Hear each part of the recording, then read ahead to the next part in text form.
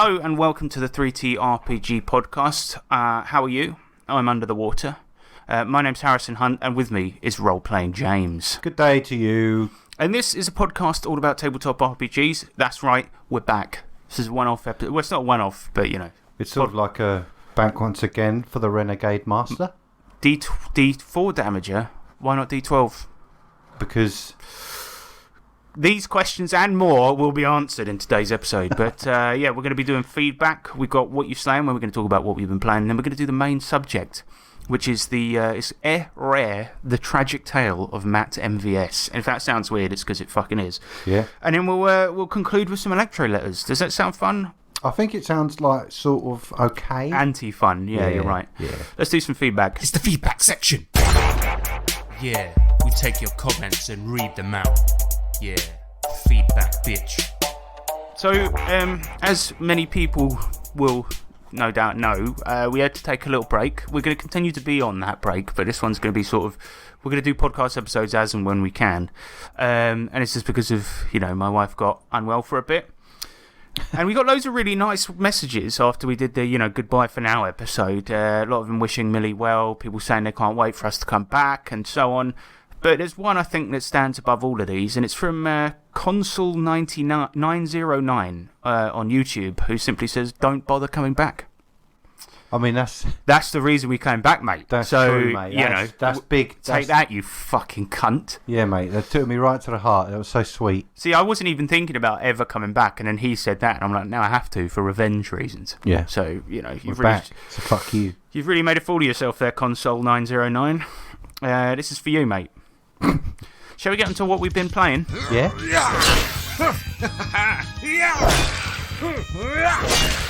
have one of these!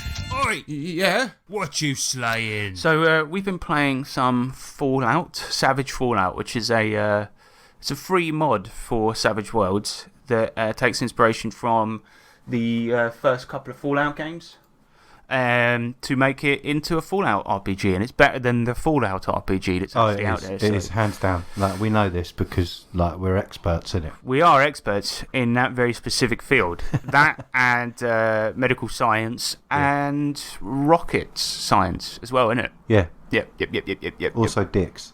That too. I'm really an expert in that, though. I mean, like, really. You show me a dick, I'm like, that's a dick. I know. Exactly. But yeah, we've been playing Fallout, and my brother, Sean, who is sometimes a host on this when he could be fucking bothered, he's been running us through Fallout New California, which is sort of, I'd say a sequel to Fallout 1 and 2 in a certain way, but it's actually set out after New Vegas. It's fucking great. We didn't go for a vault start, for those that don't. Actually, fuck it. Everyone knows what Fallout is. But, yeah, we've got James. You're playing a character called Coach McGulk, who is a ghoul coach who has forgotten his past. He was actually alive before the nukes hit, somehow survived. He doesn't know how. Yeah. And he's my coach. I'm playing... Sean hates pun names, so I always try to come up with a pun name. Yeah. But I think I try to make it work. So I'm playing Ray the Asian, and it's a nickname because his name's Raymond Briggs, and he's a boxer, and he's called Ray the Asian because his fists hit like a nuclear blast. He's got gigantism. And then we've got Dennis McD, who was a vault dweller, and in his original thing, like backstory, he was from a tribe, wasn't he, that worshipped McDonald's. Yeah, and he was also like... But that's somehow changed now, because my character mentioned it last game. He's like, no, I don't think that's true. I'm like, mate, you need to lay off the fucking shisha, mate, because you definitely said that. I mean, he did, yeah, because it's like, we'll get on to... Well, anyway, let's talk about the actual storyline, because I think it's been fun, and obviously we've been away for like fucking ages. I mean, when we did the last episode, the Goodbye one, we hadn't actually started the Fallout campaign yet. We'd only talked about our characters. Oh, yeah. So, yeah, I mean, it's been a pretty wild ride. Essentially, Sean's got this crazy table, and we're playing in California, right? But it's like, you know, it's obviously after the nukes. And Sean's got this crazy table of 1,000... No, there's one that comes with Fallout, Savage Fallout, that's like all the random encounters. Sorry, there's a plane going by there. And he's got that table, so we're exploring, rolling on hexes and things like this. And we started the game with my character entering into a boxing match that was fixed against him to try and make some money, and ended up in this town called Springvale. Now, we've been rolling random encounters and a D1000 table of loot for Fallout as well. And it went in sort of a crazy direction as a result, because we started off with like some missions, like this group called the Angels, like a gang, were attacking our town. Yeah. And shit like this.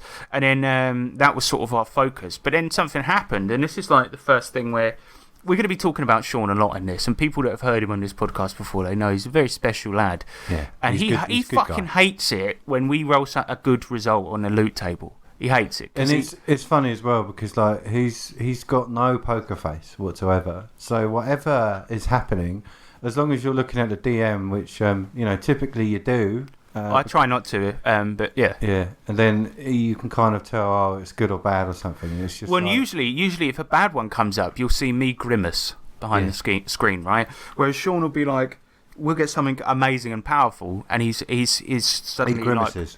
Like, it's like that, oh shit, my game's going to be ruined, sort of reflex kicks in. And there was a point where we ended up getting, it said a herd of Brahmin. So these are two-headed cows in Fallout. And Sean was thinking, well, if they have a herd, we don't know this for certain, but I know he was thinking this because you could see on his face, oh shit, like if they have a herd, then their money problems are basically solved because they can sell the meat, get milk, all of this. So he was trying to give us what the smallest possible amount of a herd could be, and he was like, right, you get 2 Brahmin. So we're like, Sean, a herd is not 2. I mean, at least it's got to be 3. We looked it up, right? And a herd is anything above 1. He is right, but it's not considered by the farming community to be a herd unless it's between 30 and 200. Yeah, it can actually be into the thousands, I hear, as well.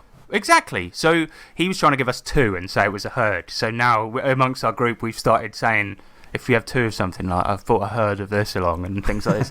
But so the game sort of rapidly switched directions. We're still dealing with the threat of the Angels and stuff like that. Exactly. But now we started a farm in Springvale. And we actually completely changed the direction of the game, and then essentially one of the next episodes we entitled, because Sean's really bad at housekeeping on the old events page that we usually use, we called it Farming Simulator for the next episode. And now it's become about that. Like the very next mission he gave to us was like, we heard about this biodome that's got rare seeds in it for our farm, and like everything's sort of become farming related. And even there was one mission we had left over before we found the Brahmin that we then went to do about this cult of ghouls that were being brainwashed by this evil cult leader, and we got them to. We were like, look, I know this is a horrible life, but do you want to have another horrible life with us working on a farm? No, we're actually treating them well, but we rescued 200 guys, and now we got 200 farmhands working for us. I think it's funny because those 2 completely separate sort of missions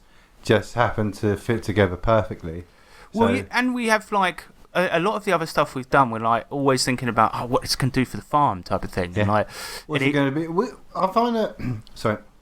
Typically, in a lot of games where it's survival aspect, specifically Fallout, it's always where can we call home? Like where eventually can we call home? Because you want a safe space, innit? Yeah. So we're always thinking of what can we do to the town, and it's just such a fun kind of thing to draw us back with.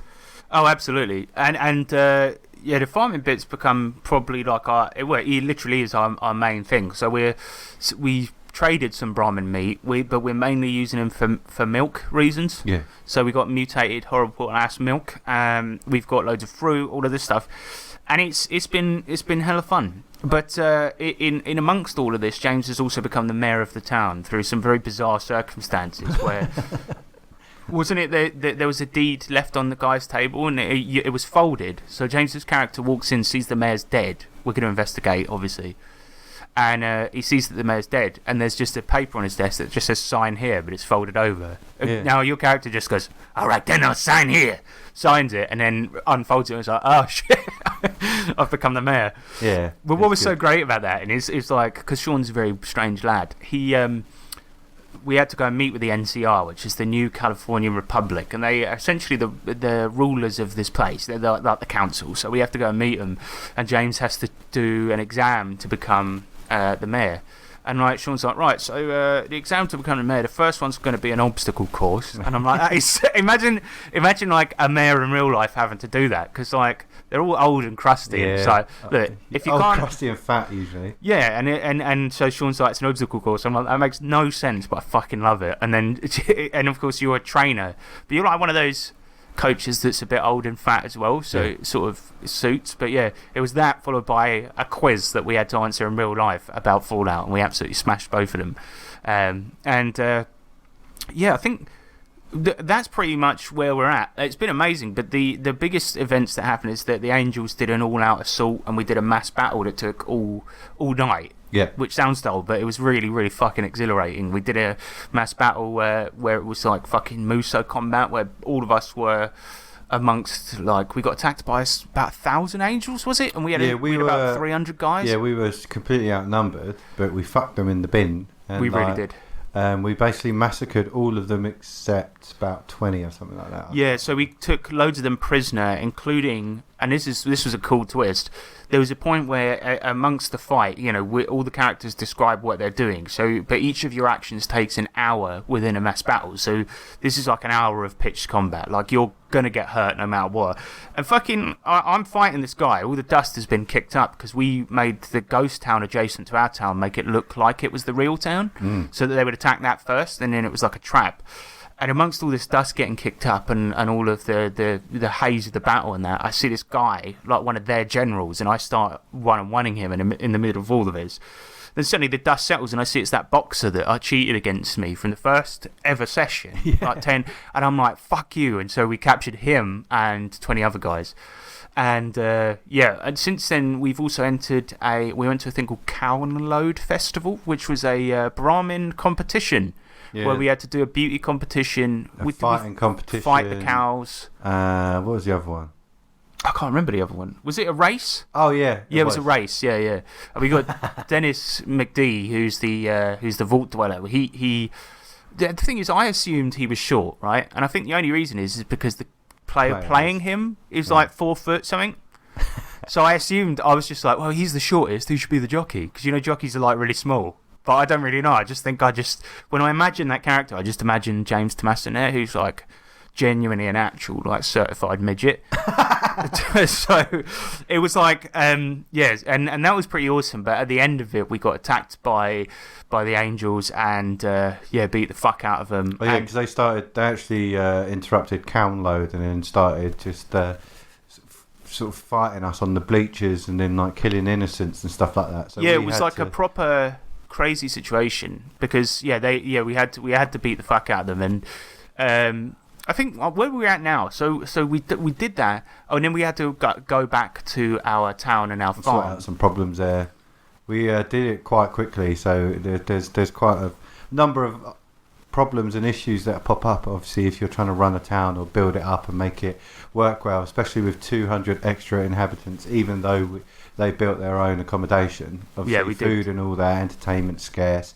Some other more people need more houses because... And with the well... Yeah, there was a problem with the well. Yeah, the well had a bunch of what are the crabs? Death claws. That's the bitches. Well, I like it because Sean's like, oh, the well is infected with death claws, and of course, for fucking dumb reasons, I had to leave and go home because my cat's really old and she's shat and it was stuck to her fur, so I had to come home and sort it out. Fucking annoying reason to have to leave, but what happened was I left and I said to these guys, just carry on. You know the type of thing I would do. My character's a dumb meathead. There's 2 things he knows. It's pyrotechnics and fighting. That's it. He's a boxer. So, of course, they just took one of the sticks of dynamite I had and threw it down the well.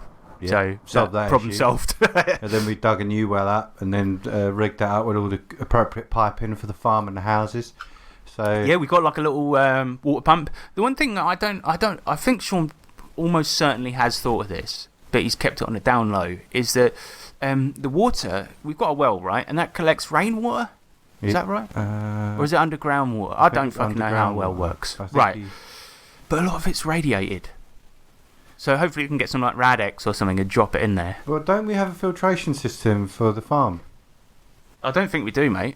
Let's just pretend we do. Yeah, that'd be nice. We'll just tell Sean that next weekend. Yeah, so Sean, just gaslight him. By the way, I don't know if you remember this, but No, because we're watering the crops currently with irradiated water. That's why it's not because we. All right, ladies and gentlemen, we're very immature. We're growing weed, all right, but it's radweed. That's why it's mute fruit, radweed, all of this stuff. Because it's but it wasn't.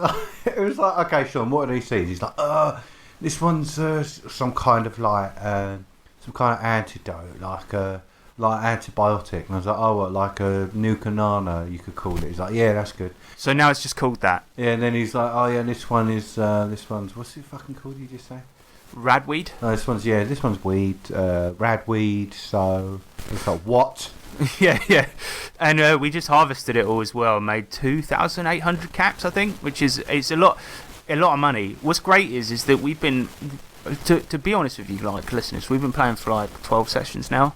We're actually, it's a bit less because there was a couple skipped, but yeah, it was 10. 10. So, and we've uncovered a lot of the map because we've done a lot of exploring. Because one of the things also that Sean, it's like game, quote unquote, game breaking items. We found a car early on, and he let us roll randomly for petrol. So we got quite a lot, and we've uncovered a lot of the map. And I think one of the best things about Savaged Fallout is it's free, first of all. But the other thing is the random encounter tables are absolutely brilliant. So some of the main stuff that's happened in some episodes have been like random encounters. That's led to a lot of looting, obviously, and we've made quite a fair bit of money, but we keep it secret from Sean. Yeah. Because we don't want him to think that we like him to suddenly start being stingy. Do you know what I mean? Yeah, because to be honest, we don't always get the opportunity to buy a lot of stock, and obviously everything, particularly like stem packs and all that, are very, very They're really expensive. They're 500 caps a piece, so... Yeah, so we're really not... We're not like rich, but we've made a fair whack for what Fallout usually is. Yeah. And every time we buy something, James will do the calculation on his phone and then sort of show me in secret, and we'll all go, "Oh, that's a very small amount of money. Oh, I wish we had more." But it's like we're doing all right. Yeah. But yeah, I mean, so we've uncovered a lot of the map, and now we're at the point where I think last night, not last. Was it last night? No, 2 nights ago. Yeah. We did. We sort of did a bit of housekeeping and upkeep on the farm. And one of the big backstories is that it turns out that the Angels, at least at some level, are led by one of the characters' dads. So we're going to go after him, but he's all the way on the other side of the map, and that's where we're at the moment. So it's going to be a lot of fun, like cruising across the wasteland.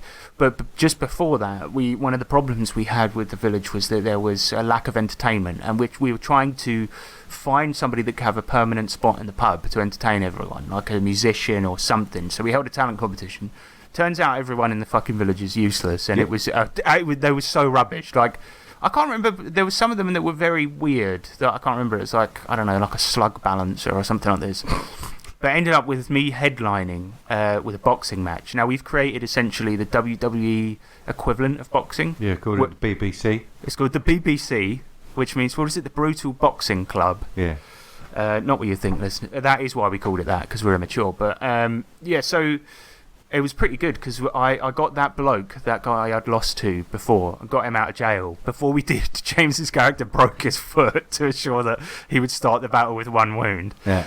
And then when we got him in the ring, I pelted him so hard he would have died had I not declared that it was knockout damage. Yeah. Then we sort of woke him up. So one of you poured water on him to wake him up, and then as he was just sort of... he got pissed on by someone else. That's right. Yeah. We treated him badly. We treated him really... I mean, he fucking deserved it, man. He was going to come and kill us.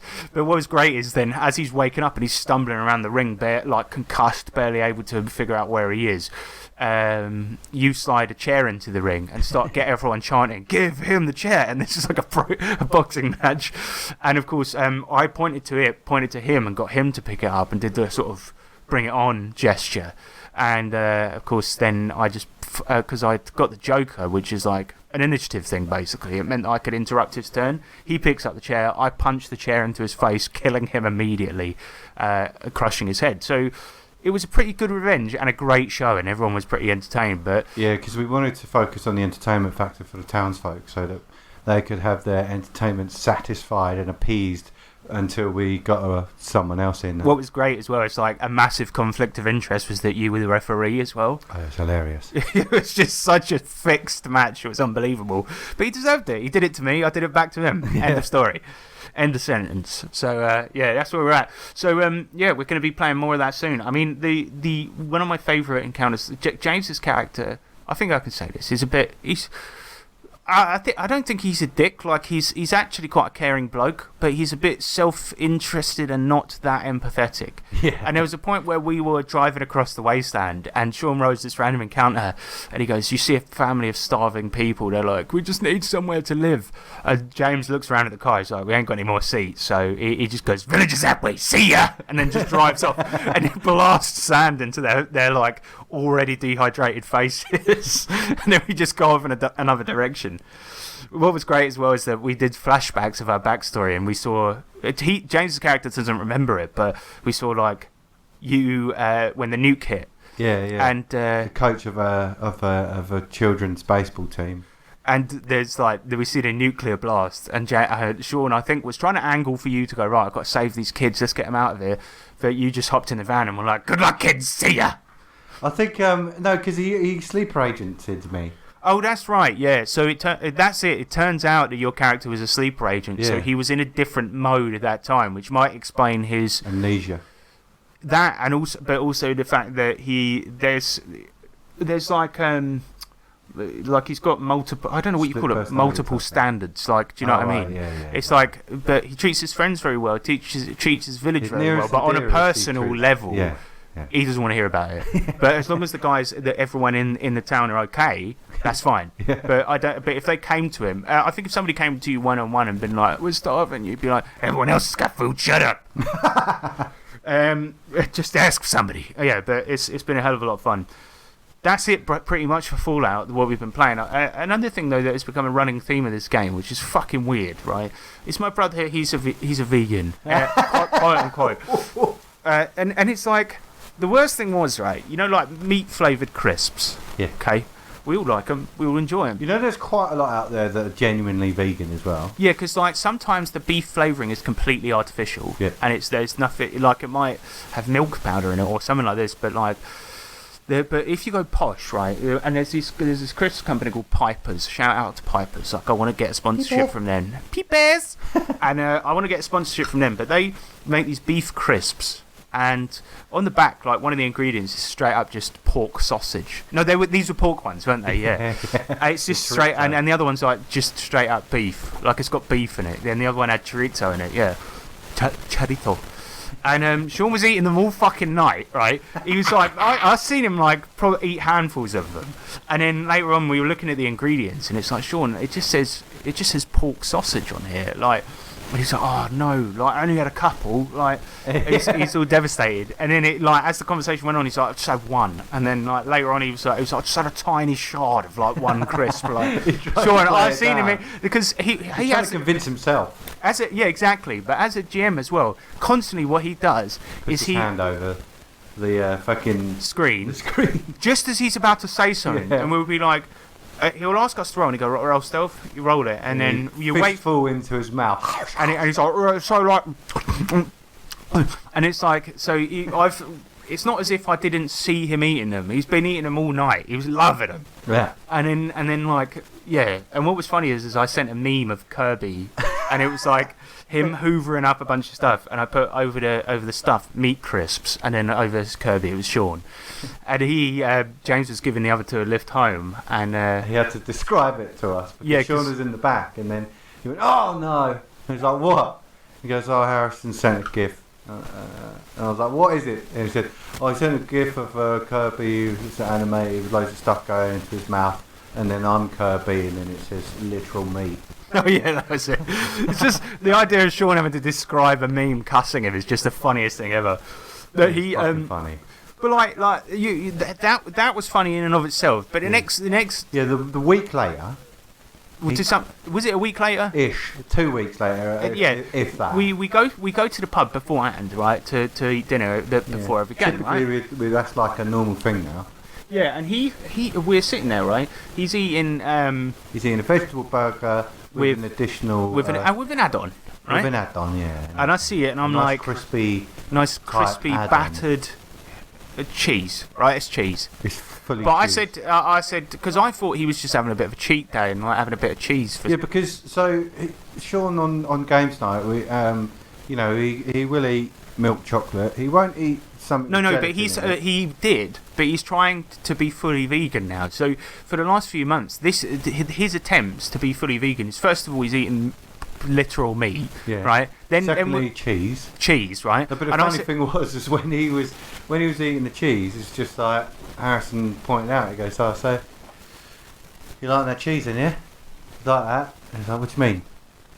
What do you mean?" Because I was mocking him, thinking that he'd eat it on purpose and he's just a shit vegan, but he genuinely thought, he says, no, it says halloumi style cheese. I went, Sean, that just means, that's like Greek style yogurt. It's still fucking yogurt, just not from Greece. Yeah. It's like, that's just cheese that's not from Cyprus. So, and he was like, oh no. And you looked at the menu. Yeah, I then picked up the menu, had a look at the original vegetable burger that he was purchasing. Oh yeah, that makes it even worse. He's been eating this particular burger for ages as well, ever since it came out. And then I just go, he sits back down and goes, Sean, can I just bring something to your attention? Like, it's not the halloumi anymore. I know you're not going to eat that anymore. Well done.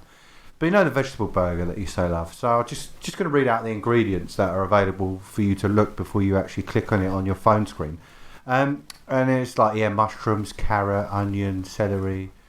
Yeah, and he's like, oh yeah, that's cool. Yeah. Oh yeah, because James actually did it like this. He was reading it all out. Sean was like, yeah, cool, sweet. And I went, oh yeah, and then just a couple more ingredients. It's got mozzarella and mature cheddar cheese in it. And he's like, oh!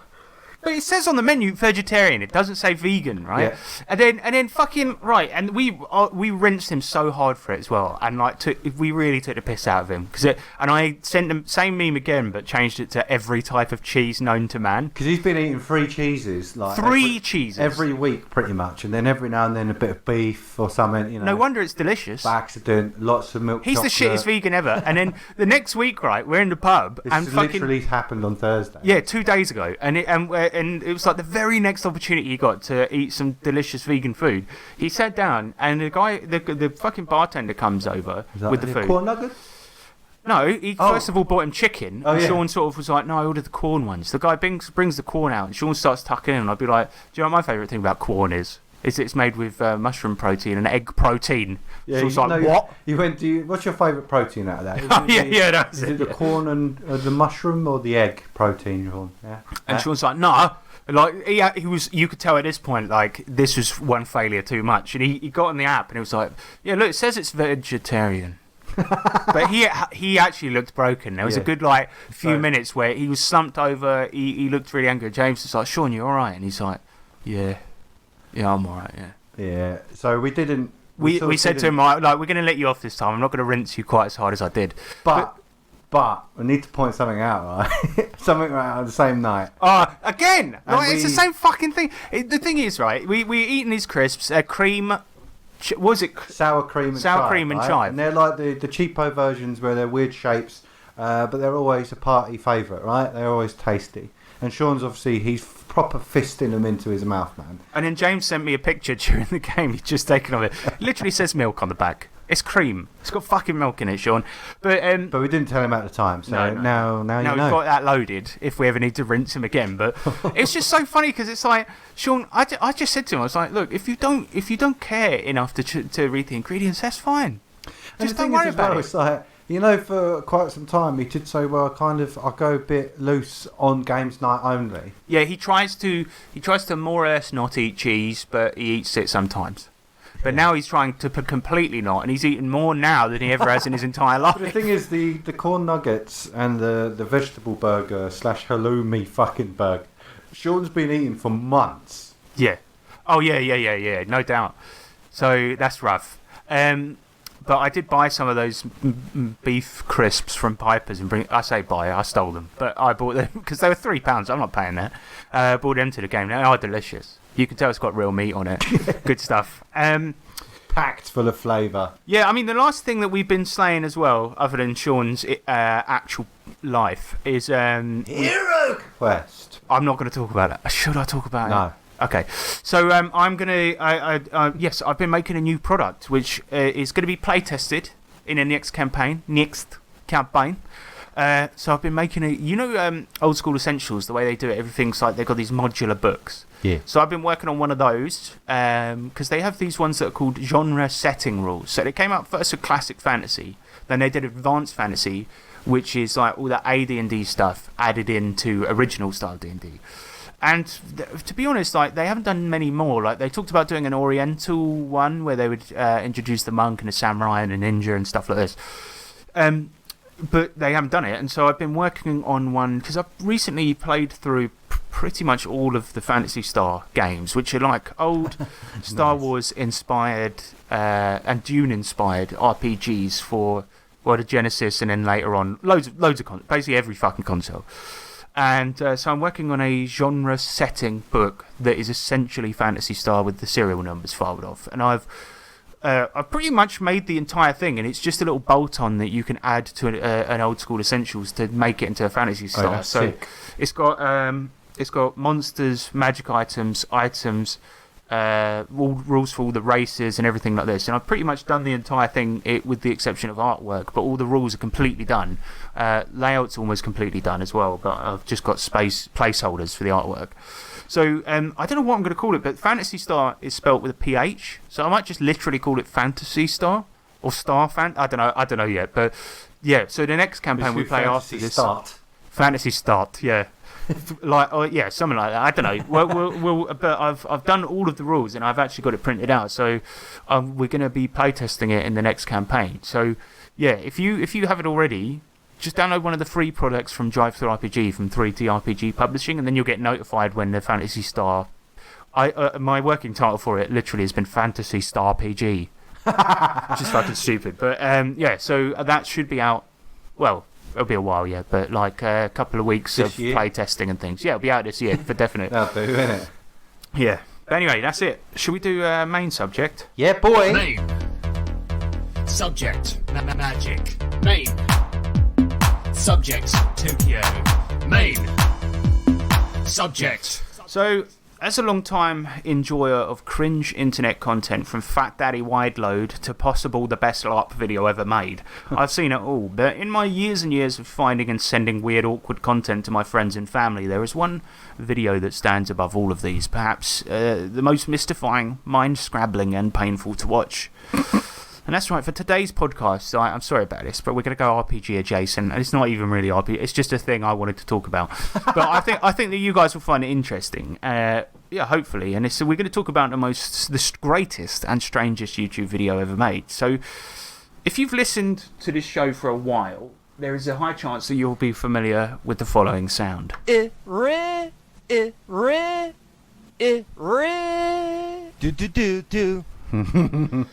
So good. Now, this sound, right, as well as being the first thing I listen to every morning when I wake up, is from one of the greatest YouTube videos of all time. But what the fuck actually is it, right? Well, the author of this noise considers it to be a composition he made as an alternative soundtrack to the Forest Temple from the Nintendo 64 game The Legend of Zelda: The Ocarina of Time. And the composer in question here is the legendary MattMVS, whose bizarre method of musical production reaches further even than the video game he wrote this music for. And we'll get into the rest of the songs he made for Legend of Zelda in just a minute, but let me just say this before we dive in. If you think this subject stops at just this composition, strap in, because I think it'll come as no surprise when I tell you that his online content is an absolute roller coaster of emotions and paints perhaps one of the saddest pictures I've ever scrolled through on the internet. So, the video itself, and James, we've seen this like hundreds of times. Oh, yeah. Hundreds. We play it all the time. In fact, we were playing it at the last game. But the video itself is simply called New Forest Temple Music, but it's mostly known simply as Et Rare because of the strange noises Matt makes. Because the guy who made it is MattMVS, right? So, yeah, and he just makes music by saying weird noises. And running at only 1 minute and 59 seconds, the video actually contains 3 original compositions by MattMVS, along with some explanatory text. And the first one, and we'll discuss the video after we've sort of gone through it, right? But the first one starts with the following text. It simply says, "These are Forest Temple songs I have created, in brackets, sung. Here is the first one." And the first song sounds like this. it red. Do do do do. It red. Do do do do. I do have to play more. Oh, there we go. It red. Ooh do do. It red. It red. Powerful stuff. I'm sure you'd agree. I don't know what he was. It is beautiful. I don't know what he was thinking, but yeah, a lot of very interesting themes there, right? But anyway, the second one, the first one, right? It raises a lot of questions, such as why did he upload this? Why did he sing them like that, and so on. And we'll get to all of that later. But it's now that Matt treats us with his second example. That wasn't meant to play straight away.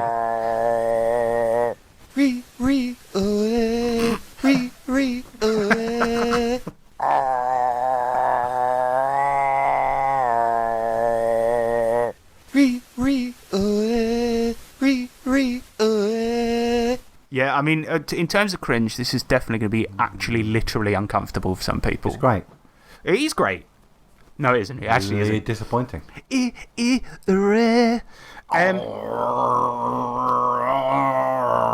I don't know what kind of brain he has, but to even think of doing that noise into a mic, like, you've got to have some serious problems, and he does, which we'll get into in a bit. But like, it's just, I love it so much, and I'm glad that one in particular, as he says in the video, is just a small example, because he says, here's the second one, a small example. But the next one, and perhaps my personal favourite, is introduced with text that says, here's the third one, and in brackets it says, an upbeat, strange, funkish forest feel. Funkish. And here's that one now. Do it do. Do do do. Do it do. Do it do. Do do do. Do it do. Do do do do. Do do do do. Do do do do. I recorded quite a lot of this. This goes on for ages. Do it do. I'm just going to leave it in the background here. Yeah. Now, I'm not sure what kind of Jenka MattMVS was smoking, but I can tell you this, listeners. This is... I'm going to have to fade that down. That is annoying. That is really, really annoying. But I can tell you this, listeners, right? I know what you're thinking, that this is a joke. A lot of people, they think that, but it's actually not done for laughs. Matt really has aspirations of being a composer, as we'll demonstrate later on.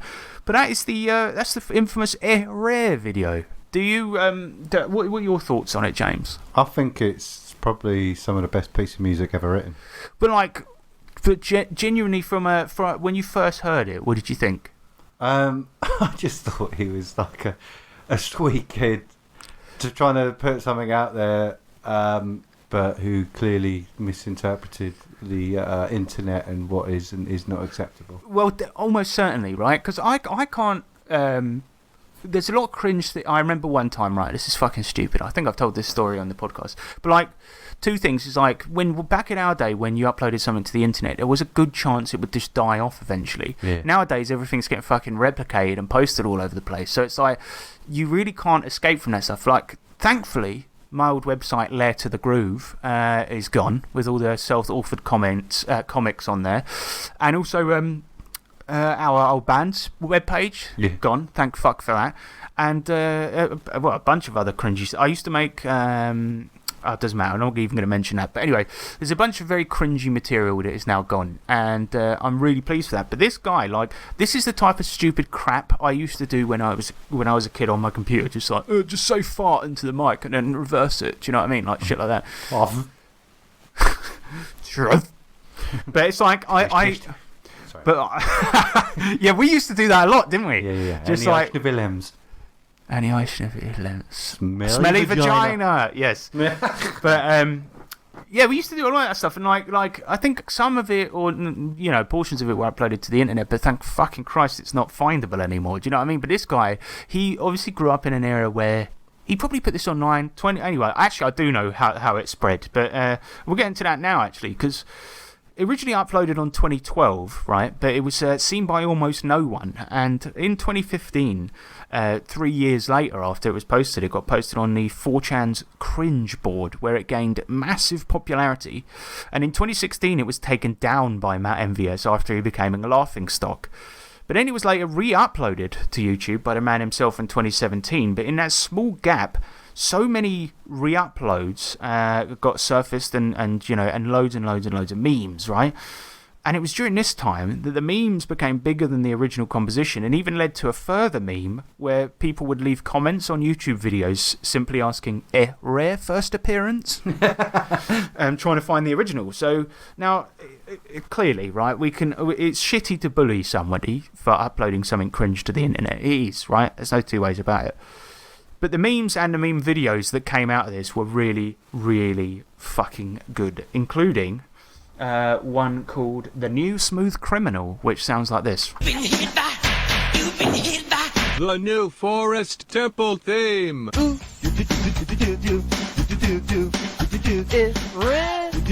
Just fucking amazing. And another one, which sounds like this. This one is called The Strange New Forest Temple Music, and it's a clip from The Simpsons. The shop is in danger of growing stale. I'm taking it to strange new places.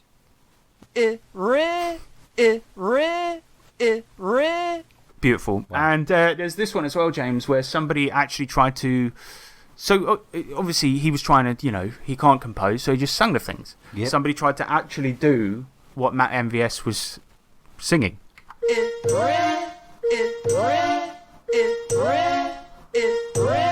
This is using the actual Zelda sound font as well. Brilliant.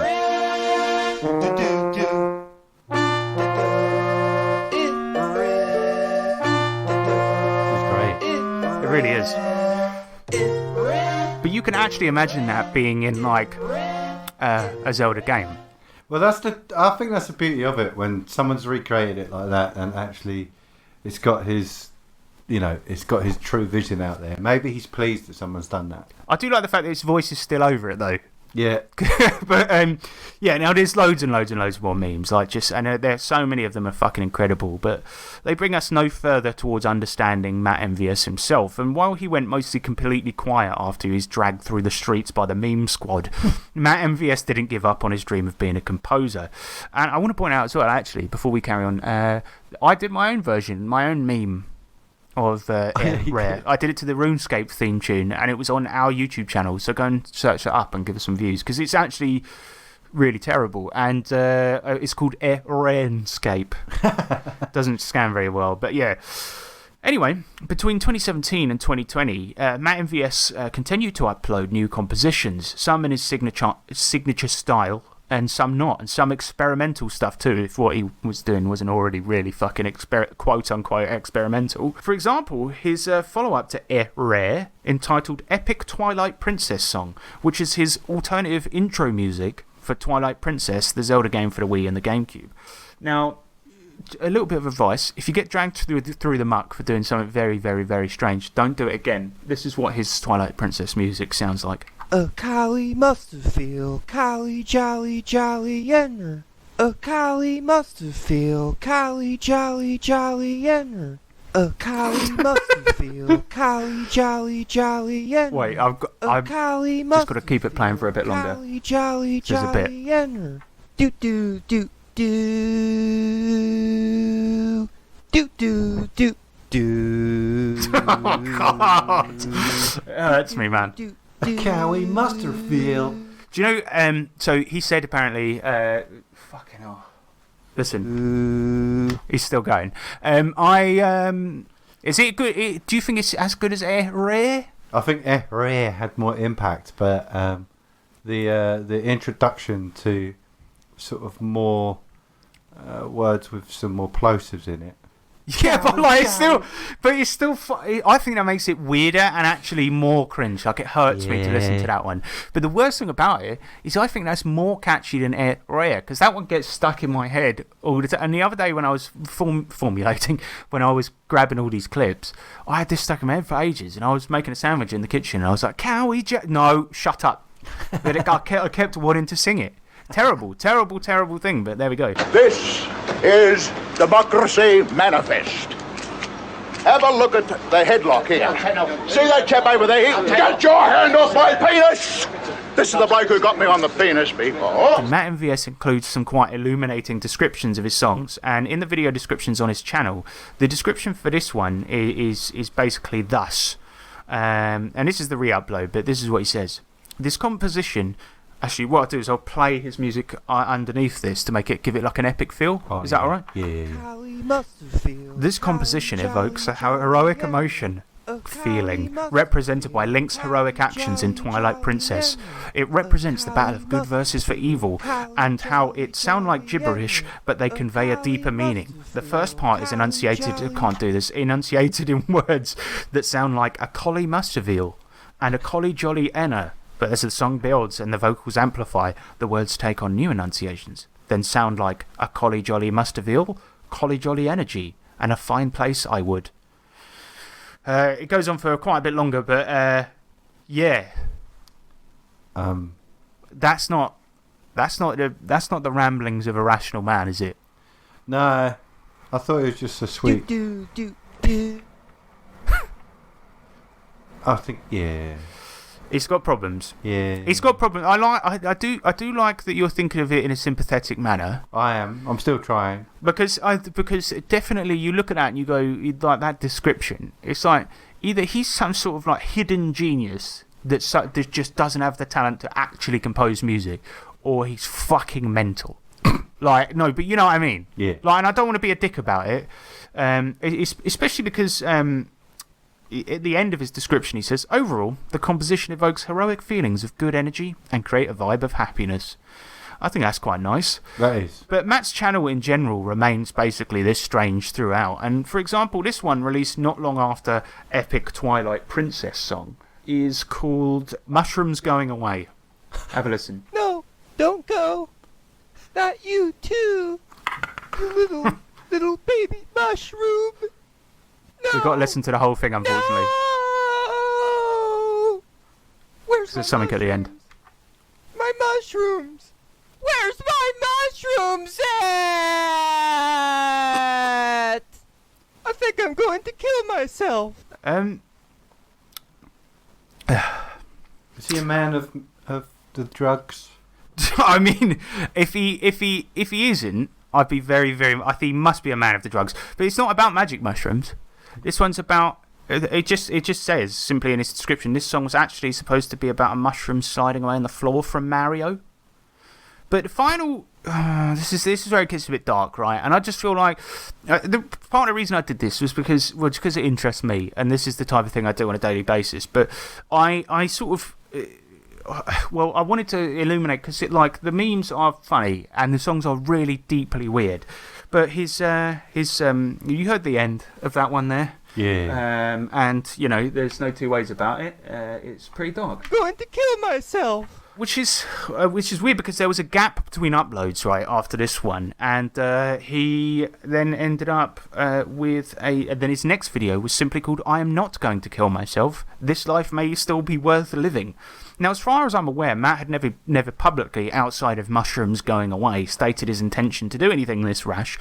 But in this latest video, that I'm not going to kill myself, which is 7 seconds of silence with a single paragraph on the screen, he says that he has, quote, not felt feelings of transcendent happiness for some time, and goes on to say that in his scientific mind, he knows there is a chance greater than zero that he can feel those feelings again, so he's going to give it one more shot. Now, this is terribly sad, of course, and I would never joke about this type of thing. However, and I'm not gonna, don't worry, but I'm just saying, this is where, you look into behind these things and things tend to get a little bit dark, and it's sad, and I'm sorry about that, but trust me, it has a good ending. I don't think the way the internet treated him helped with his dark thoughts, right? Of course they didn't. But I also think that he should be allowed to use YouTube, but let's call a spade a spade. His videos are very easy targets for piss taking, and they do deserve it a bit. But not him, but his work is fucking weird. Yeah. Let's just call it what it is. And I think that I feel like the trouble is that he got dragged through the muck when he made Air Rare, then he made this stuff, and it's like no wonder he feels like shit, because he's really just gone. I know you really, really rinsed me for this, but here's more of it. It's like, fuck, Matt, come on. But I am pleased to say, however, James, and you'll be pleased to hear this, that he did get himself some actual production software and started actually making music. Not in his signature style. He changed it. Can't wait. The unfortunate thing is he did make another video for the Forest Temple where in his usual style, but we'll ignore that one. So on October 18th, 2016, he finally made his first traditional song, and it's actually not entirely awful. Let's play the clip here. The depths of space into the Okay, this bit is a bit weird. This power holds something beyond. It does get less weird.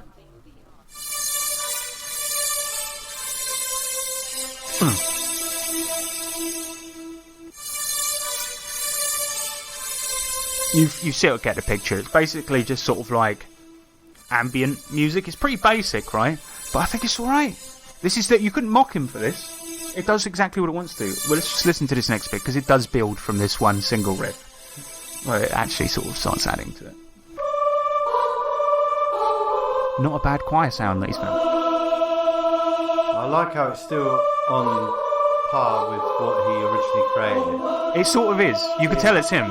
But this is just a cool little ambient tune. You can't really knock him for that. And now I think that's how he's going to get out of the firing line for 4chan bullies, basically. But besides, at this point, after a short break between mushrooms going away and I'm not going to kill myself, the internet had almost completely forgotten about Matt, and he was now sitting in his tiny corner of the internet with a few thousand fans making actual music that didn't consist of him making weird noises into a microphone. So all looked well for the young lad, and he continued to produce music for the next year. And I'll give you my two favourites, one of which is entitled Project Forest Hub, which is a theme for a video game world he imagines and then makes music for. I actually legit like this one.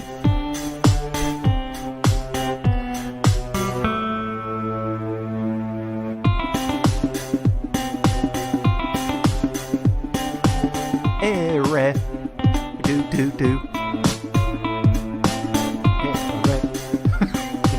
Oh. But you could imagine that being in like a retro style video game, couldn't you? Yeah. It's not terrible. Yeah. It's not terrible. I know. Look, I know they're basic, and I can see that you're not vibing with it.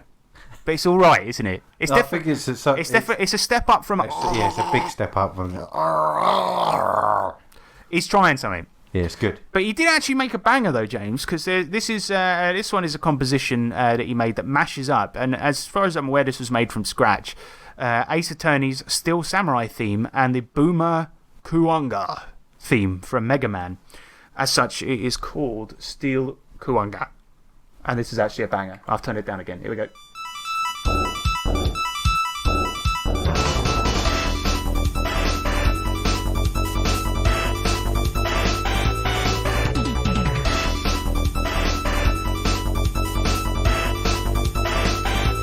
This bit.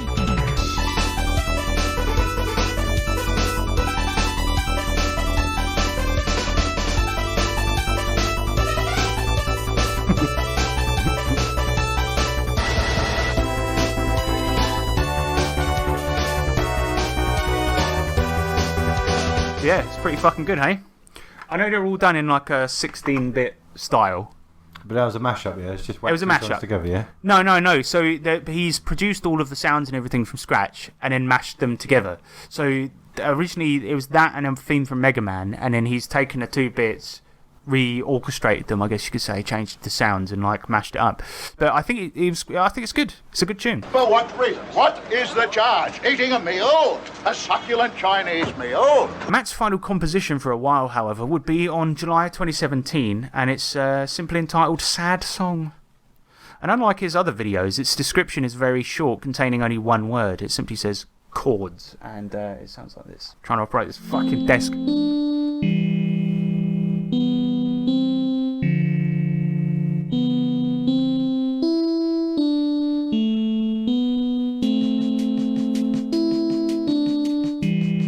Now, this is pretty much it for a solid year. After Rare, Matt continued to make tunes, some in his original style, but mostly he evolved actually into making literal music, except for one outing, and it's only one of its type on his channel. But Matt actually started doing sound effect production, so like making sound effects that you could use in your products if you wanted to. I want to. I won't tell you what the title of this one is, but I think because it'll give it away. But I'm just going to. But why don't you try and guess what this sound effect is supposed to be? An explosion. Well, no, I mean like after you've heard it. After. Yeah. That would make a lot more sense, James. Right, just have a listen.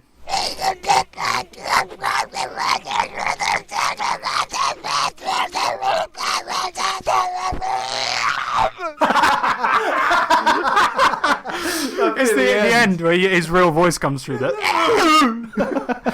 All right, I'm gonna read it back here and just play that last bit again because.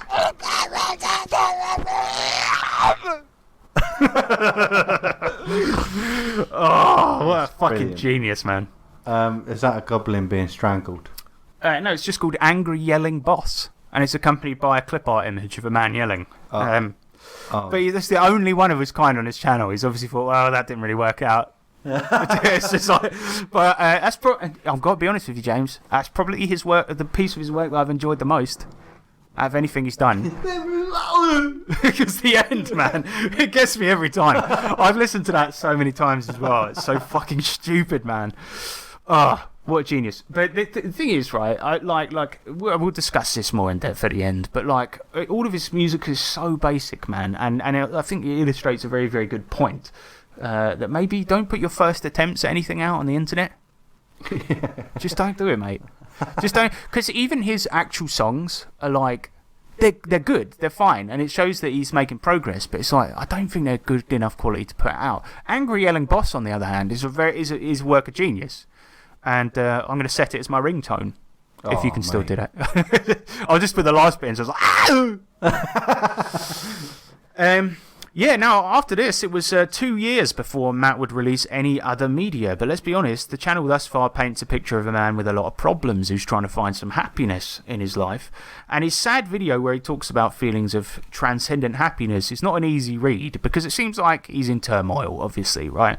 So, of course, it was a little bit worrying when in mid-2017 he just went off-grid for a bit and no one heard from him again in a year and a half. But we did hear from him in December 2018 when he came out with his song Miss Me, which sounds like this.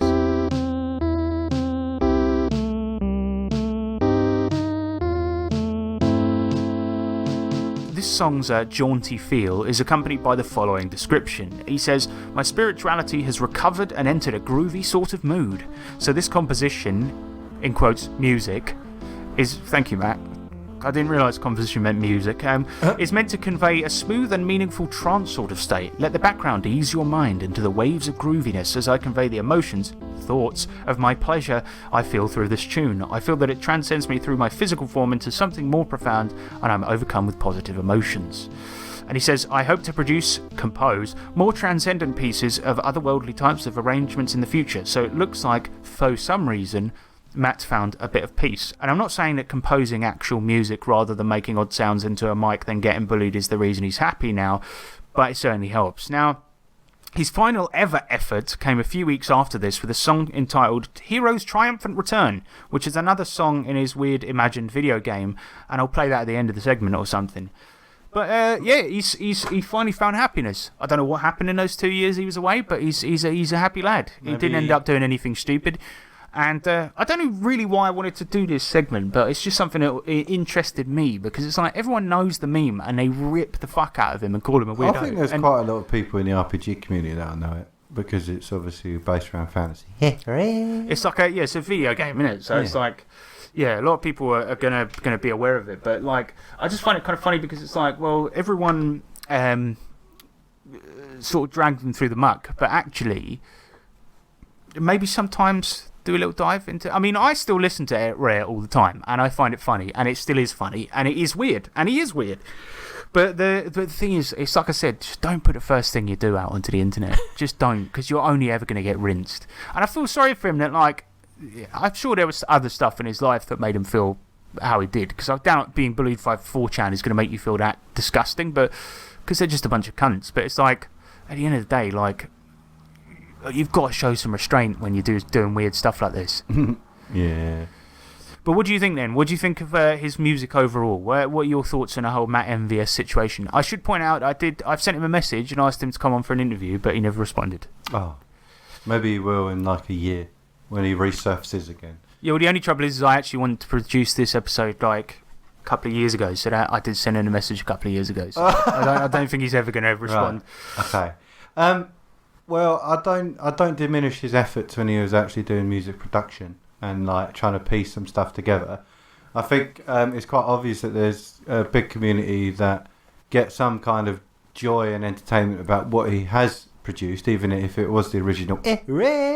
And he should, I reckon, like the person who tried to, vocode his voice into a creator, so it tries to actually make the song that he tried to produce, or whether or not they actually tried to produce that. The guy that made the thing. Yeah. I reckon he should actually get in contact with him, and they should try and he should just be like, look, I'm clearly my production skills aren't great. Let's try and. Well, because actually a lot of people do that, and I know you have some experience with this, with a song that you made years ago, where you made it with 2 of you that knew music production and 2 people that didn't, and they would do things like that. And there's also that hypocritical video about that song Alors on danse, where this French tune, where this bloke is getting him to. He's like, this is how the song was made, and this is guy standing next to the actual producer going, it should go like this. Gong, gong, gong, gong, gong, gong, gong, gong. Yeah. But that's a genuine actual thing people do. Yeah. Because you've seen it, and like your mates who don't know music or music theory or music production, they'll go like, no, it should go like this. Do, do, do. And you're like, then the producer listens and turns it into something. Yeah. So maybe, like, you're right, MattMVS, because the actual song that guy made where he tried to do his original vision turned out all right. It sounds like a thing that could be in a Zelda game at least. Yeah, and when he was eventually actually making stuff with a metronome, then it kind of, you could see the flow of where he was trying to get to better. Yeah. I mean, he's a man with. It's weird because he's a guy who's got clearly a lot of vision, but not a lot of talent. Do you know what I mean? And so maybe he should team up with some people. But then it might, I don't know. It's like those. Maybe it's like those types of people. Like, I've had it before. I don't draw much, but I've drawn a little bit in the past and put some things on Facebook. And I had a common friend of ours who texted me and was like, right, I have this idea for a comic and I want you to draw it. I'm like, first of all, I'm not very good at all. Second of all, like, it's good, one of those situations, like MattMVS, imagine if he just went to like music productions and so I've got this idea and he sent them rare. It would only make him memed further, but I think he needs to keep plugging away at the music and try to make something of it. And I'm not saying that in a patronising way because I'm shit at making music, but he, yeah, I don't know, man. And it's just, I feel terrible for him because it's like, at the end of the day, he has got some problems, clearly. Well, he obviously has, but it's quite, even though it's like, I agree with the maybe don't put it up your first attempt at something. At the same time, but what he put out wasn't even his first attempt. It was like the pre-attempt. Oh yeah, but I mean, like, even like, for instance, I was going to move on to say, like, I suppose at least for him, he has been trying. You know, like, he did take it down and then re-upload it, but it shows that he was still sort of consistently trying for quite a good amount of time. Well, and also, I want to point out, like, a lot of times, I think what's fine is to laugh with somebody, not at them, right? But in this particular case, yeah, we are laughing at that song, but it's clear that he's tried to move away from it. And also, I feel like it's more so that you're not. There's no hate in it. Yeah, you're not laughing at him as a person. You're laughing at the something cringy did when he was young. Yeah, the end result of a song. So you're laughing at the material, not the person. But if that makes sense. No, it makes a lot of sense, and I think that probably maybe part of the reason that him getting slagged by everyone was so hurtful is because he's a person that can't distance himself from his work.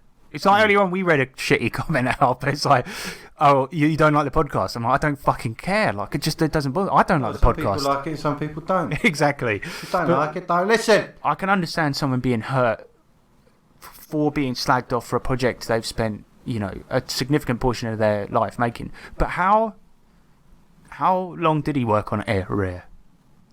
Do you think it was like, you know, when you see in like serial killer things where it's like they've got one of those mad walls full of loads of papers and he's like, or he's sitting there he gets the same tube every day and then he's been sitting there musing for 2 years, writing in a big notebook. He's got like 3 notebooks full up and then he comes out and he goes, right, I've got it.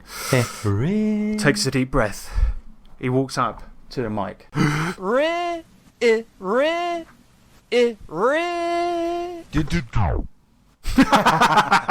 He was the best guy around. What about the people he murdered? What murder? But yeah, that's MattMVS. Don't know what the point of that was, but just a weird thing, and that I found interesting. Right, off topic, bit of refreshment, some content for your ears, and a bit of. Well, it's just a weird corner of the internet that I find interesting, and I feel like another point is like a lot of people that do these memes end up getting slanged so hard, and it's just like the guy. Do you remember that? And it is a fight. And again, I'm not laughing at him, but you know that guy who he went into the drama room and he found there was a camera in there, and he did his whole Star Wars thing where he was using a pole like it was a double-ended lightsaber. Yeah. And he got bullied off the face of the planet because he was like, well, he was trying to get a real job, but people recognised him and he couldn't do it. So he ended up suing the school who uploaded it without his permission. And it's like, at the end of the day, Matt can't do anything like that because he uploaded it. He can't sue himself. But like at the end of the day, I don't think it's worth being a cunt to somebody about. But like, I love that fucking video and I watch it almost every day. And one of my favourite ones ever was where we were playing Mario Party and. For once, I did well and I actually won. And you, I, and somebody else were playing it, and we were all very drunk. And he was really fucking stoned to the point of being like catatonic. Anyway, I win the game, and then as a celebration, I put on Air Rare and started dancing around the room. And I just remember looking over at our mate who was really stoned, and he was just like, what the fuck is going on? It's just me, like Mario Party in the background, me jumping around to Air Rare. And he's like, just like, what the fuck am I seeing? But yeah, that's MattMVS. I hope you enjoyed that one. Bit of a weird deep dive into a video that I like. But should we do some questions? Yeah, boy. In the future, you will be able to send a letter or parcel from anywhere on the planet. This, sir, is the Electro letter. Alright, let's do some Electro letters. Just before we do though, I just want to hear what that, you know, that angry yelling boss? I want to hear what that would be like, slowed down.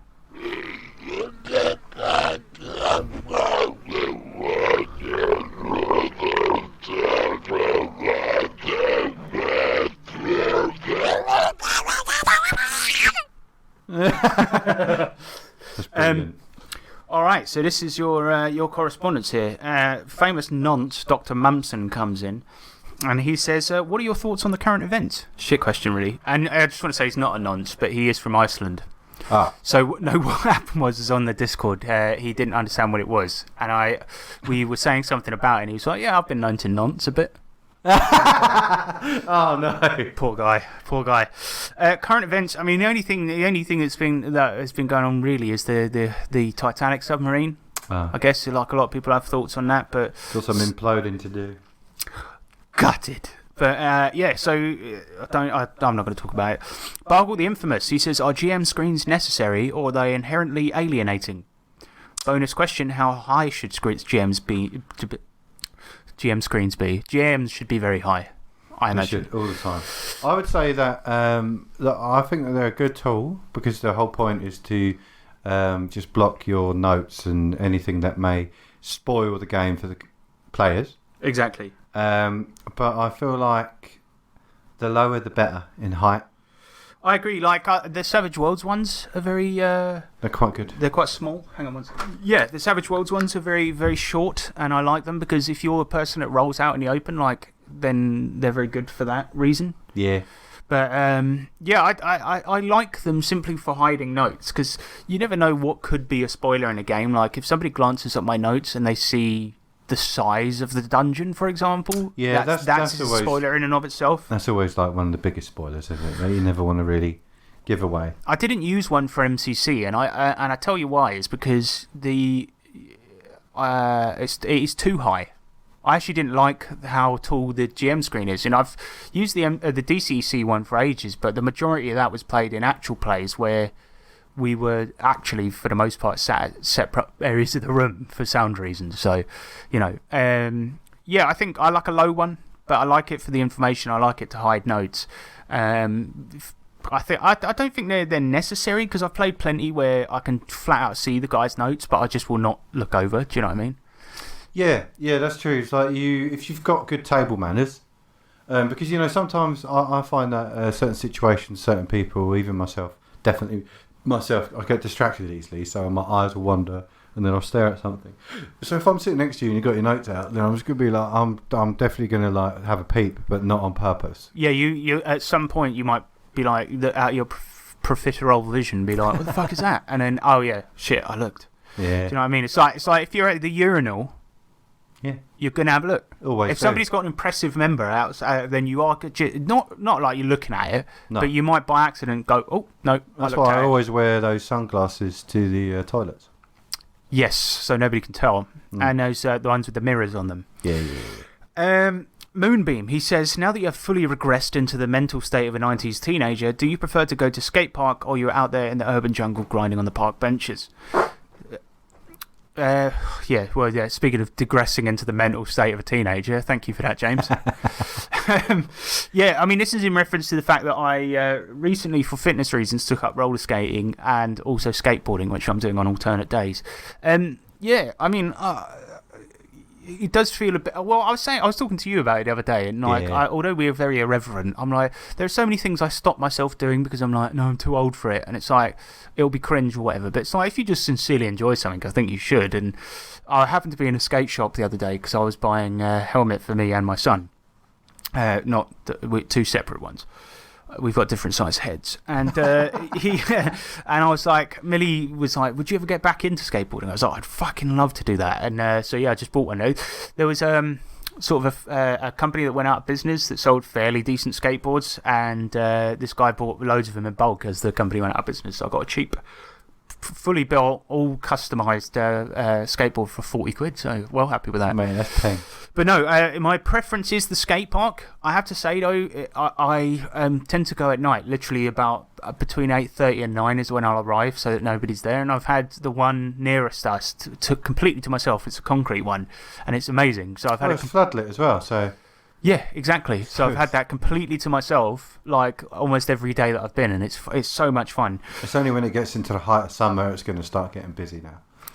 But we should be in the height of summer, though. No, school breaks just started. Yeah, that's annoying because I have gone on occasion, and I went there the other day, and there were just a bunch of chavs in the actual bowl, drinking and smoking. That's going to get more severe now.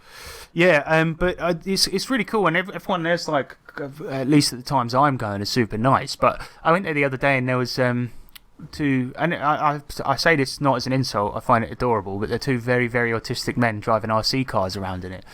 And you explained it to me and it sounded rad as fuck. It's really cool because they were the proper, like, nice petrol powered ones with the headlamps and stuff like this, and it looked fucking awesome, and they were doing some pretty cool tricks.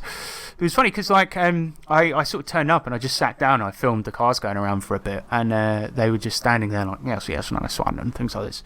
And I was like just filming the cars going around, and there was a skater and his girlfriend there, and we started talking to each other, and they were like, I don't know what these guys are fucking up to. It's called a skate park for a reason. I'm like, I was just thinking to myself, yeah, but it's actually kind of cool. And then, but I didn't join in. I wasn't like, yeah, fuck those guys. I was just like, so they might be here for a while then. But yeah, they left, and I got chatting to this bloke and his girlfriend, and they said that apparently it's like nowadays because of TikTok and things, so many kids have got into skateboarding and scootering and BMXing and stuff like this. They were saying that his girlfriend's like an absolute beginner, a little bit like me because it's been so many years. But she was saying that every time she comes during the day, she gets basically cussed out by like 5-year-olds because they're just like, oh, you're shit. And it's like, well, that's got to really, really hurt your confidence. I hate it, man. Like, it's just like, well, everyone's a beginner at some point, and especially if you're rusty or you never got that proficient. Like, well, I only really did it back in the day to appear cool. That was it. I couldn't do a single trick. You know, I genuinely believe that if I sat on a BMX, like, I would really enjoy attempting things again. And you were really good, though. Yeah, I could do a couple things. I could never get air on a ramp or anything like that, and because of my janky ankle, I never really was proficient at doing specific moves. This is what you should do, man. Now that you're entering the midlife crisis phase of your life, you should get a BMX and we should go together. It'd be fucking amazing. But yeah, and another thing is, like, obviously wearing protection is really wildly uncool, but I'm like, I've broken my wrist so many times, there's just like dust in there, so I'm just like, well, I'm definitely going to wear protection and just try to not give a fuck about it. But I will admit, I think it's wild how uncool people perceive it to be, because Tony Hawk is, what is he, nearing 60, and he still wears the knee Of course he does. pads and a helmet and everything. But you see videos of people falling off a skateboard and smacking their head. It's horrific. So it's like I definitely wearing a helmet fully. But what I didn't anticipate was how fucking shit my body is now, Mulder. Because I've got Achilles tendonitis now as a result of skateboarding, so I have to take a few days off. But that started when I was roller skating, and then I skated on it the other day again, so I shouldn't have done that. But yeah, well, good. But I sweat a lot. But yeah, I'm loving it. But the skateboard I've got is made for skate parks, so it doesn't do very well against shit ground, and basically everywhere where it is. So yeah, mainly just the skate park.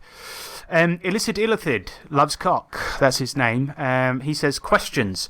Do Peter Pan, Alice in Wonderland, The Wizard of Oz, and The Chronicles of Narnia count as isekai? For those that don't know, isekai is an anime genre where characters get transported into another world. And I would say, yes, it does. 100%.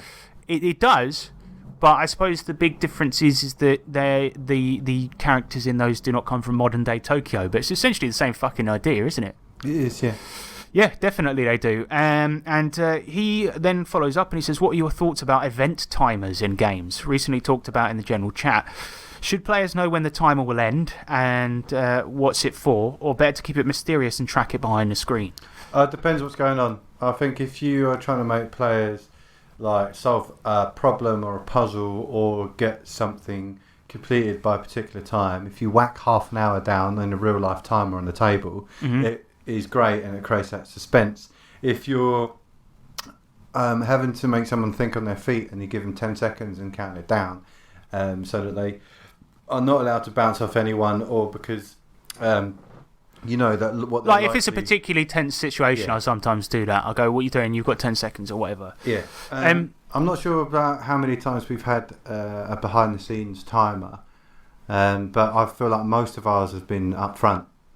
I tend to prefer an upfront one for several reasons. Like say for example, if in my notes it says if the players make noise in this area, somebody will come rushing in 2 turns, right? Yeah. I think often what I would do is I'll just go. I not necessarily put the timer dice, like some people put the dice down and then count it down, right? To say in 2 rounds this is going to happen. I might go, you hear footsteps coming from far away, roll it secretly behind the screen. I'll be like, and then I'll give a vague sort of like, oh, it'll be there in. You hear it's getting closer. It's closer now. Yeah. Like, you know what I mean? I think they can be overused because there are other ways to create tension in any given scene. And like, I think ICRPG, as much as I like the concepts, I prefer it as a toolbox to use in other games. And the thing is, in ICRPG, they say every single encounter, and everything's an encounter, so every single thing you do has to have a threat, so like something bad can happen, it has to have a treat, so there's a reward, and it has to have a timer. And more often than not, like, in practice, what I've seen GMs do is they'll paint a scene like, oh, you're at the bar, or whatever. They'll plop down a big D4 to say in 4 rounds something's happening.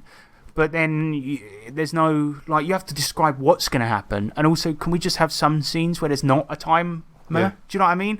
It just, that kind of stuff annoys me if it's overused. But I think certainly, like, I like the real life timer to go play as fast as you can. But I like to use it in particularly tense situations. I also like the real life timer for maybe it's not done on purpose, but maybe it is, and it's just quite smartly done.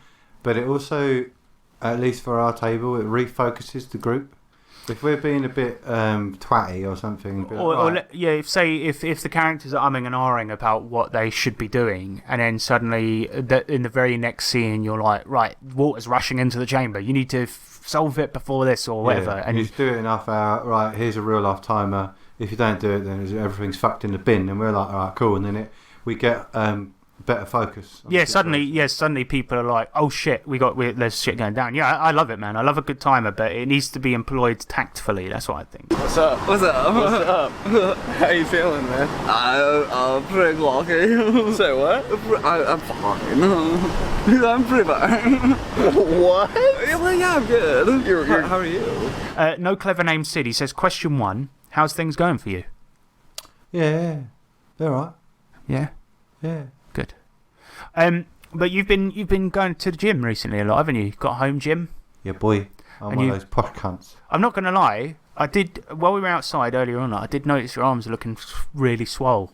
I realised when I put my t-shirt on, I haven't worn this in ages, but I always wear like really big clothing now to sort of hide the swell.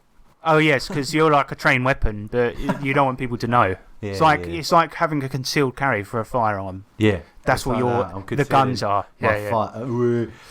But but you're hopefully moving house soon. You're going on holiday tomorrow.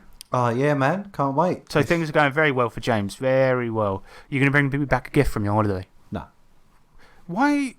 Kind of, please. I've got like no carry-ons, man. I've got like not well, actually, I will if I happen across something. Just something tiny. Yeah. I really want a gift. I need a gift. My penis.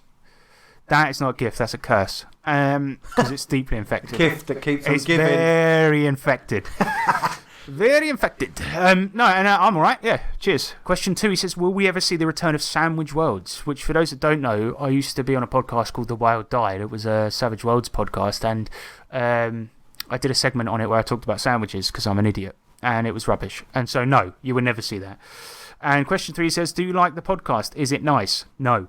We don't like it. It's terrible. And fuck you for even asking. You bitch. You bitch.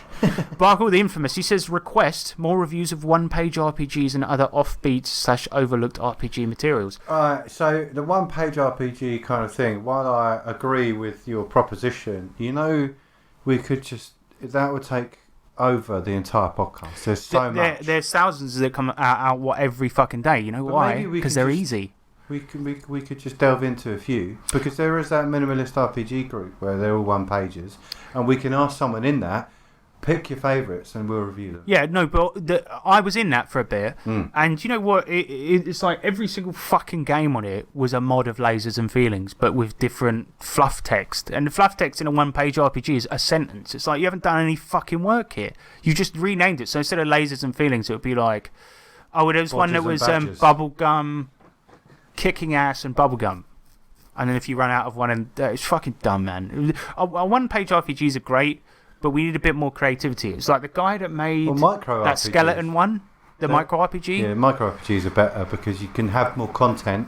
But it's like really Goblin Quest. Yeah. And Gnome Murdered, like things like that. Those are good. They're micro RPGs with a lot of extra content. Like the Goblin Quest one had that one where you play as different versions of Sean Bean and shit like this. Like that's fun. Yeah. But overlooked RPG materials. Well, this episode was originally going to be about Cyber Sprawl Classics, but then I got into a bit of an rare situation, and it's not. But Cyber Sprawl Classics will be the next one, and that I think is criminally overlooked because it's free and it's for DCC. It's free for DCC, and well, it's fantastic. It's one of the best RPGs out there. All you need to do is own DCC and get that, and it's fun. In fact, I think you can play it without. I think, yeah. Because it's got all the character creation rules in there. It doesn't have the game rules, though. That's the problem, isn't it? But yeah. Hey, it's worth it. If you have to buy the OG game to play it, do it. Which is cheap anyway, so yeah. Cheapish. 25 quid, I think.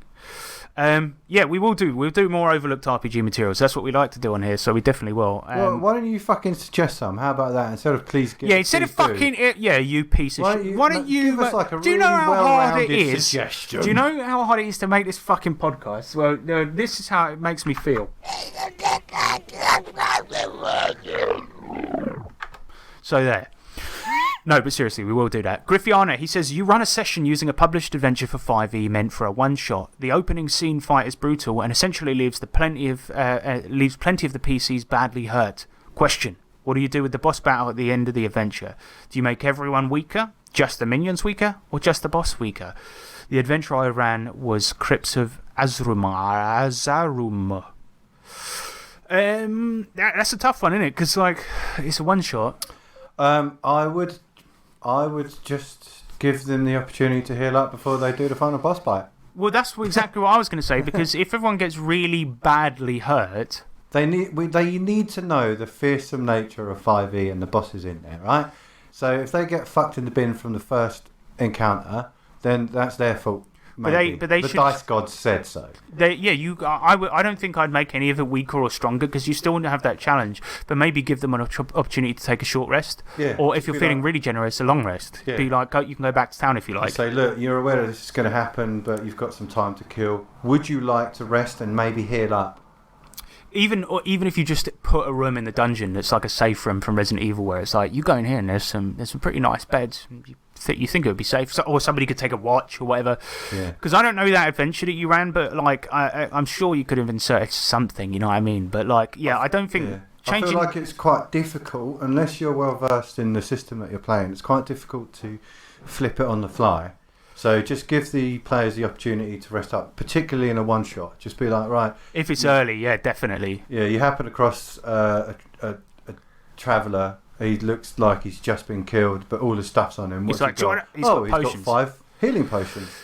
But I think the trouble you run into is when like you have characters that die at the very beginning of a one-shot. Because there's very little way you can come back from that. Yeah, there's only like a couple ways. One is bring out the other character sheets you have lying around. The other one is to change their surname. Well, that's what. Yeah. Just be like, all of your sons. We start the adventure from the beginning. Change the first name. Be like, all of your sons have now come to avenge the previous guy. Yeah, there we go. That's one way out. And also, yeah, like James said, like have some spare character sheets because like I tend to, if somebody's died really early on, I'll have a backup character and be like insert them into the adventure some way. I mean, the easiest way, if we're talking typical dungeons, is like. You know, when you go, you footsteps coming behind you, what could it be? Oh. And it's another adventurer. Yeah, there you go. Easy. I do understand where you don't want to be in this sort of realm where you're like giving them a freebie. Yeah. But I think if it's tactfully placed and well done, you can kind of get away with it. I mean, it's a difficult one, but ideally, I think just give them an opportunity to rest is the best way, and bring spares. Just say to them, once we're through these characters, the adventure's over. I've got about 6 here. If you've got 4 players, you've got 2 spares. And just be like, but if everyone dies, well, then it's fucked. And a lot of DCC adventures sort of ramp up to the point where at the end, they tend to become ridiculously hard. Yeah. And that's kind of the fun of it, like watching all the characters die in hilarious ways and seeing what happens to the ones that succeed. You are not a tree. That type of thing. That's a bit of a deep cut that was on a bonus episode, and I'm not going to explain it. Yep. Dr. Mumson, he says, serious question for me for once. When my group plays DCC, almost all of my players have a huge problem with mighty deeds. I've had them look at examples given in the rulebook and also tried to explain what the deed should have some kind of utility. For example, pin down or push back, or even just say, I want to hinder this enemy from making its next attack. But they shy away from doing a deed and just use the deed die for attack and damage bonus. So my question is, how do you get people to do deeds? So, a quick explanation is in like D&D and stuff, you have feats, right, which are like special combat maneuvers that your character can do. In DCC, they've extrapolated it out to where fighters and dwarves, I think, get a mighty deed die where it's like. You get a non-static bonus to attacks and damage. So it's a dice that you roll with attack and you roll it with damage, and you roll it once and it pluses to both. Now, if you get above a 3 on that, you can also pull off some kind of maneuver. Like, for example, you might send an enemy prone, you might blind them for a round by poking them in the eye, you might disarm them, whatever. So you describe some cool attack that you're doing as well as just hurting them. That's the way they've sort of made the feats a bit more fluid, as it were. And yeah, I have the same problem. I have this. I mean, how many times did you ever hear a mighty deed go off in our actual plays, Mumson? I mean, it was not often. Yeah. And like, it's not. I'm not roasting you or Nick here, but it's like there is some reason that players don't do it. Like the extra bonus is actually just good on its own anyway. So I think that's probably part of the reason. It's like. I don't feel too bad about it. If the players aren't using it and they only remember to use it once in a blue moon, that's fine because they still get that extra bonus. My only suggestion, if you are that way inclined, would be to do a slight character sheet mod. Maybe add like a couple of deeds on there. Just add the word deed right next to their attack section. Yeah. I mean, it does have a section for deed dice on the warrior sheet, so I don't know. Yeah, but it's like it's kind of. That people would just see it as the dice. Yeah. And like, yeah. Another thing I could suggest is keep an eye on the dice that they're rolling. And have you added your deed dice? Yeah, that, but like, just watch, and if they do get a 3 or above, go like, nice, you got a 3. You can add some extra thing. What do you want to add? Yeah. Don't wait for them to do it. Just go, what do you want to add to this? Do you want to blind him? Do you want to disarm him? This, that, push him back. Give them some options, and then another thing is I've always heard that is a very good advice that Eric Lamoureux gave is that use those mechanics against them, and then they'll see how good they are. Oh yeah. Have them fight a warrior who's got a D dice and start using it on him, and they'll quickly learn how fucking powerful these things can be, and yeah, they'll definitely start fucking doing it. That's very good advice. I think you solved that one. Easy. No, it's not easy. I don't want to make him feel stupid. It's not easy. It's a problem I've definitely had, but that's just a solution. Hopefully it works. Try it out and let us know.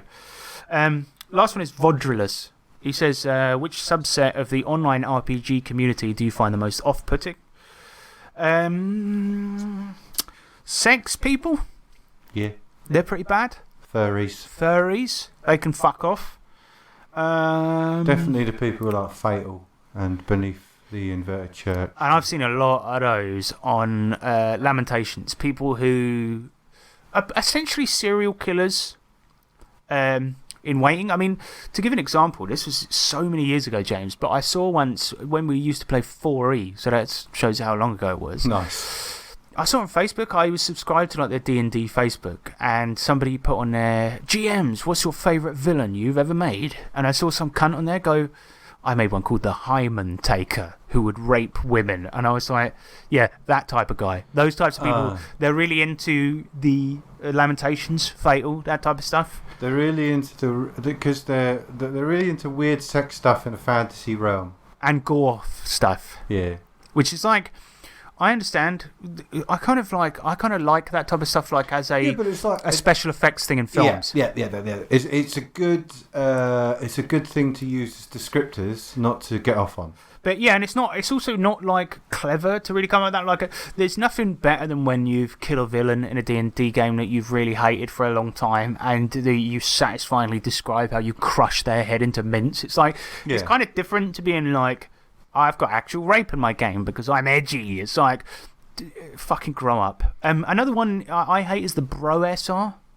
It's like OSR, but it's like all dude bros that are like all about beards and drinking and being like chads. Wait a second. Bro SR is a community, right? Yeah. So, all right. I think I understand. Like I know. It's like gym bros, but for role playing. And they're sort of like, your character's dead, well fuck you, man. Like no emotion. It's just all about, you kill shit, bro. I know what you mean. It's like the frat boys. What the beardy men who smoke vapes and that called? Oh, like hipsters. Oh yes, yeah. It's like hipsters. Bunch of hipsters playing D&D.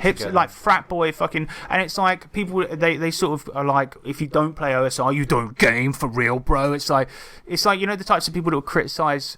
Exactly like fucking those skateboarding cunts, except they're not 5, they're adult men. It's like you turn up and you're like, I'm enjoying this game and I'm enjoying it thoroughly, and they're like, you're a prick. It's like the types of people that would get angry at you for drinking something that doesn't taste like sand and dirt. Do you know what I mean? It's like whiskey enjoyers, fair enough, I am one.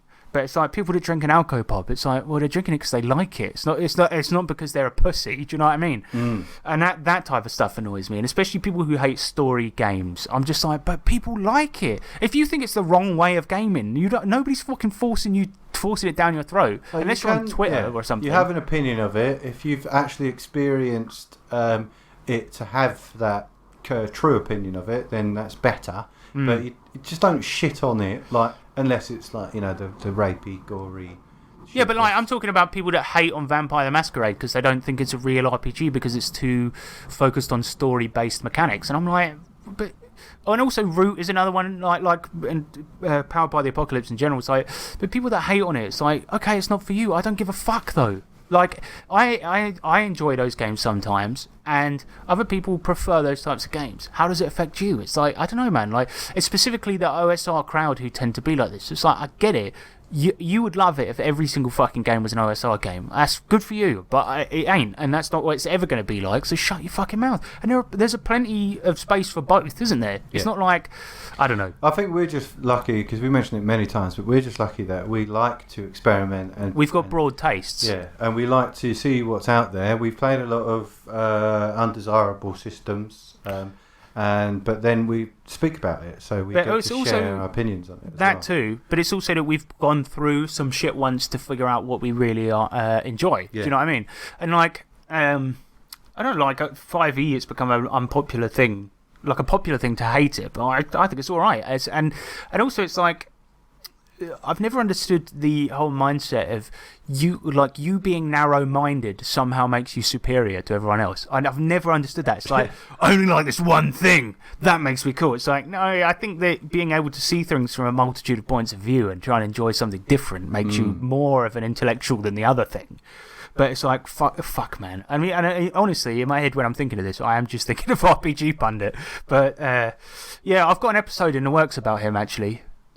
And it's going to be amazing. But I've been working on it for months. Hang on one sec. All right? Hi, how did the recording go?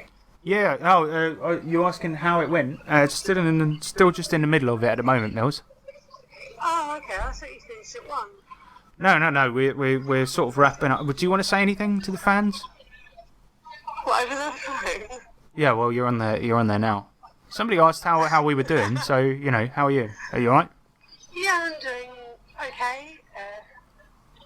I feel for anyone elderly, because I can't get myself off the floor. I don't, Mills. I hate old people. Luckily, I haven't defecated myself. Well, that's a positive. Now I can speak as well. That's great. Yeah, you can speak. No defecations yet. Fingers crossed. No, and I can finally breathe. That's nice. That's nice. Pretty painful, to be fair. All right. Well, good to hear from you. I'll give you a call maybe after the record, which is what we discussed earlier. Yeah, I wondered if you were still meeting us. What, can I call you back? Yeah. Yeah. All right. Bye. All right. Well, that is it. Thank you very much for your questions, everyone. And yeah, some very good ones in there. So I got a bit ranty there about subtext of the RPG community. Yeah, but some of them are fucking dicks, mate. They are. Except the ones that are not. Except the ones that are dicks. Yeah. That's just a fact. Like we said, we're dick experts, so we know them. That and vegans. Sure. Bad vegans. Sure. That's my most hated one. All right, cool. Let's do an outro, shall we? Yeah. That lowers your attack points because you're scared. All right, everyone. That was another podcast, and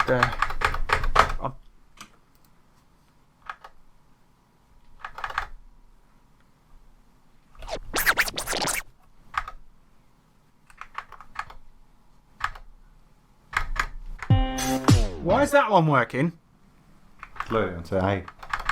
Alright, I'll do that. Alright, ladies and gentlemen, thank you very much for listening to the 3T RPG. Give this a minute.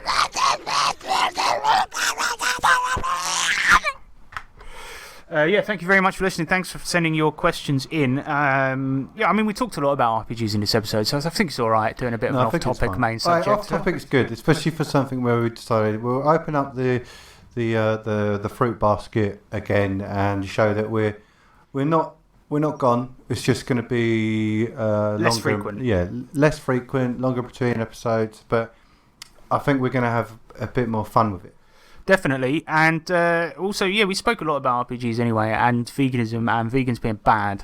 I did see a meme the other day that was never refer to your vegan diet as a journey, and I was like, fucking yes, totally. Because, you know, with what Millie's been going through recently, a lot of people keep calling it a journey, and she hates it, but there we go. Fucking journey? Well, I mean, you could call it that.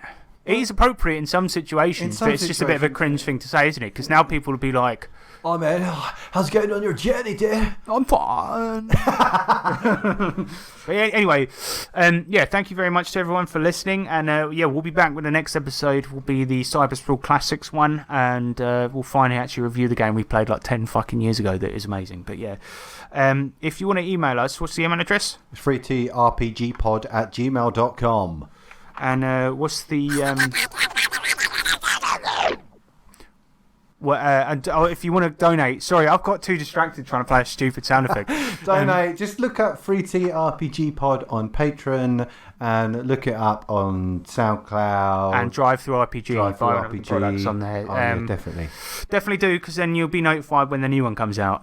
Yeah, and that's about it, innit? Got anything you want to say to the listeners out there?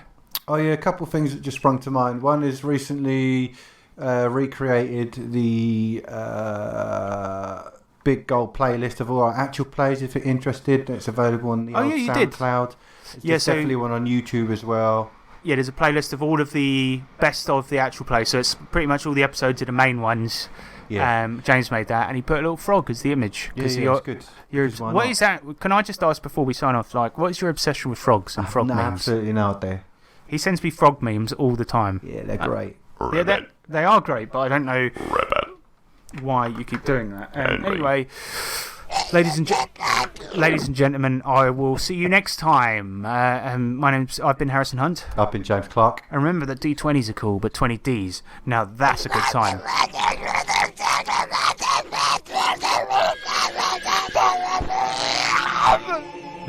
It's really gonna go now. Bye. It's real.